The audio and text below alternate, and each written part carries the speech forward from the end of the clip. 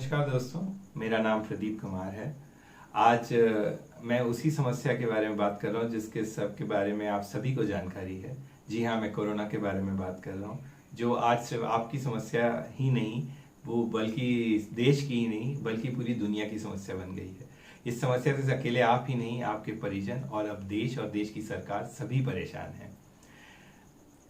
एक समस्या और है जिसको शायद अभी हम नज़रअंदाज कर रहे हैं, लेकिन अगर हम इसे ऐसे ही नज़रअंदाज करते रहें तो हो सकता है हमें कोरोना से तो आज नहीं कल मुक्ति मिल जाए, लेकिन ये समस्या खुद में इतनी बड़ी हो जाए जो देश को पतन की ओर ले जाए।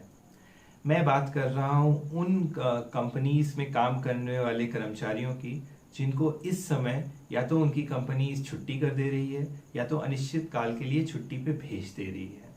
मैं बात कर रहा हूँ उन प्राइवेट लिमिटेड कंपनीज और लिमिटेड कंपनीज की जो इस देश में मैक्सिमम लोगों को परमानेंट रोजगार देती है।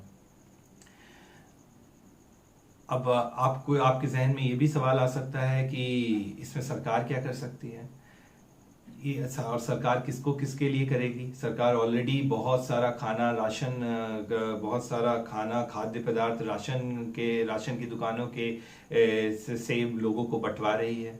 लोगों का ख्याल करने के लिए जो कर सकती है वो कर रही है। देखिए, ये बात भी सही है, हमें सबका ख्याल करना होगा। हमें उन लोगों का भी ख्याल करना होगा जो जो गरीबी रेखा के नीचे हैं या जो रोज कमा के रोज खाते हैं। पर इसके चलते हमें उन लोगों को नहीं भूल जाना चाहिए जिनका योगदान राष्ट्र निर्माण में सबसे ज्यादा है। जी हाँ, सबसे ज्यादा। मैं सिर्फ नहीं कह रहा हूं पर सबसे ज्यादा कह रहा हूं। मैं उन लोगों की बात कर रहा हूं जो इस देश में सबसे ज्यादा इनकम टैक्स देते हैं। मैं इनडायरेक्ट टैक्सेस की बात नहीं कर रहा हूँ, मैं यहाँ पे सिर्फ और सिर्फ इनकम टैक्स की बात कर रहा हूँ। वो 7% लोग जो कि चूंकि आज पूरा देश माइनॉरिटी, हर चीज़ में माइनॉरिटी मेजॉरिटी करता रहता है, तो ये भी देश की एक बहुत ही छोटी सी माइनॉरिटी है जो बहुत बड़ा बोझ उठाती है और मुंह से कुछ नहीं कहती है, सब कुछ झेलती रहती है। लेकिन आज जब उनके पास उनकी खुद की नौकरियां नहीं है तो शायद ये समय उनके लिए झेलना मुश्किल हो जाएगा।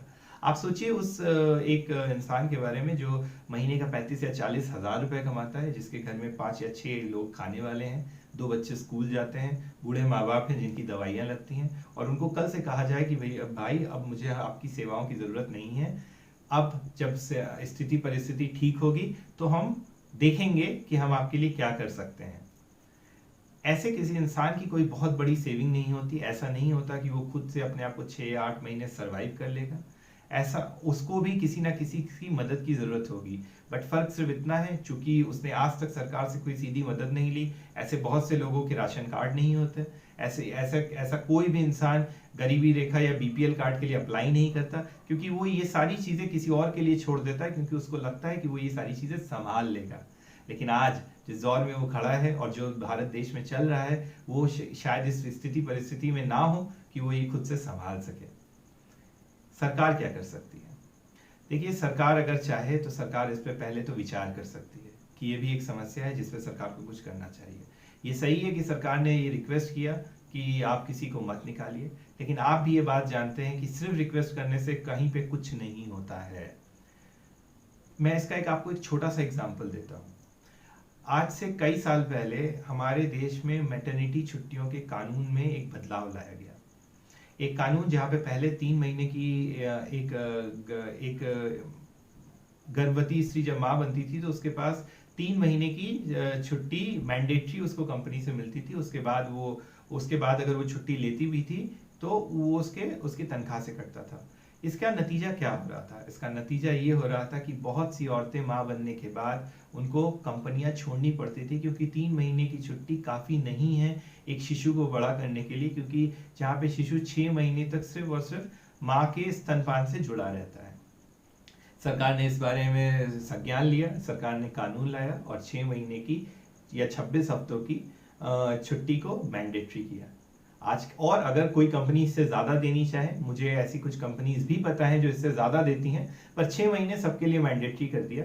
और आज इसकी वजह से बहुत सी औरतों को जो इन छुट्टियों के इस कानून के बाद मां बनी है, उनको इसका बहुत फायदा हो रहा है। और अब लोगों की तादाद जो पहले नौकरियां छोड़ देते थे उसमें भी काफी कमी आई है। आज की परेशानी में सरकार क्या कर सकती है? देखिए, हर कंपनी जिसका एक सर्टेन टर्नओवर है, सरकार उससे CSR चार्ज करती है, कॉर्पोरेट सोशल रिस्पॉन्सिबिलिटी। ये कभी 2 से 5% होता है, पर ये जिसको आपके अपने प्रॉफिट में से निकाल के समाज के लिए खर्चना पड़ता है।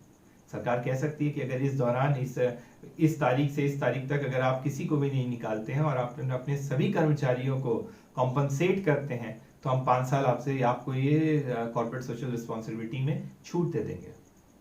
सरकार इससे भी बड़ी प्लानिंग कर सकती है और ये सब पे एप्लीकेबल है। सरकार ये कह सकती है कि अगर ये 1 साल तक आप लोगों को संभाल लेते हैं तो हम अगले 10 साल तक इस जो भी आपको घाटा हुआ है इस 1 साल में, अगले 10 साल के इनकम टैक्स में हम आपको धीरे धीरे करके 10 इंस्टॉलमेंट में इतनी छूट दे देंगे।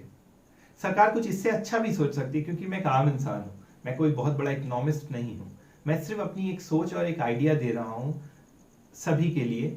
शायद इससे बेहतर भी कुछ हो सकता है, लेकिन मुद्दा ये है, मेन विषय ये है कि सरकार को इस विषय पे भी सोचना पड़ेगा। अगर सरकार ये नहीं सोचती और चीजें ऐसी ही चलती रहेंगी तो 1, 2, 3 महीने के अंदर आपको जिसके पास शायद अभी नौकरी है, शायद आपकी नौकरी ना रहे, या आपकी परिजन की नौकरी ना रहे, आपके मित्र की नौकरी ना रहे, या ये भी हो सकता है कि आप जिस समाज में रहते हो उस समाज में किसी की भी नौकरी ना रहे। तो इसलिए मेरी आप सबसे दरखास्त है कि आपको अगर लगता है कि मैंने जो रिक्वेस्ट करी है वो ठीक है तो इसको ज़्यादा से ज़्यादा फॉरवर्ड करें और शायद हमारी इस कोशिश से किसी ना किसी को कुछ ना कुछ फायदा हो जाए। धन्यवाद। नमस्कार दोस्तों, मैं प्रदीप कुमार। इस चैनल को शुरू करने के पीछे एक ही उद्देश्य है। ये उन तमाम आम लोगों के लिए है जिनके जहन में कुछ सवाल होते हैं लेकिन वो सवाल उनकी ज़ुबान पर नहीं आ पाते, और अगर ज़ुबान पर आते हैं तो उस बारे में कोई उनसे बात नहीं करता और उनको उनके जवाब नहीं मिलता। मैं और आप मिलकर एक कोशिश कर रहे हैं उन सवालों का हल ढूंढने के लिए जो मुझे और आपको अक्सर चिंतित कर देते हैं। धन्यवाद।